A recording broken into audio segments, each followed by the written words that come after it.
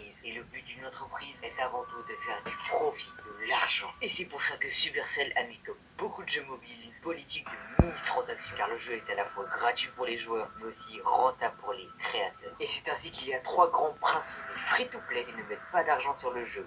Les pay-to-fast qui mettent de l'argent pour aller plus vite. Et les pay-to-win qui, pour gagner, sont obligés de mettre de l'argent. Et c'est une chose qui est reprochée à Brawl Stars après leur nouvelle mise à jour introduisant les Buffies. Pour gagner, il faut les payer, le jeu devient pay to win. Mais comme je l'ai dit, le but d'une entreprise, c'est de faire de l'argent. Et puis même, pour rester compétitif, ils sont obligés d'innover. Un jeu ne peut pas ne pas évoluer. Donc oui, les Buffies sont mal arrivés, ils sont chers, mais c'est comme les hypercharges. Au début, elles étaient cheat, mais maintenant ça va. Il faut juste leur laisser du temps. Et Brawl Stars est une énorme licence qui rapporte énormément d'argent à Supercell. Donc, je vous le dis maintenant, s'ils voient que Brawl Stars meurt, alors ils mettront tout en œuvre pour qu'ils remontent. Pour vous illustrer un peu mieux ça, regardez Clash Royale, une mise à jour introduisant les héros méga cheatés. Au final, ça rapporte des millions à Clash Royale et le jeu est hype. Donc, non, Brawl Stars n'est pas mort, loin de là. Et puis, même s'il l'était, souvenez-vous de 2021, le jeu était au plus bas. Et grâce à des changements et des collabs, ils ont su remonter.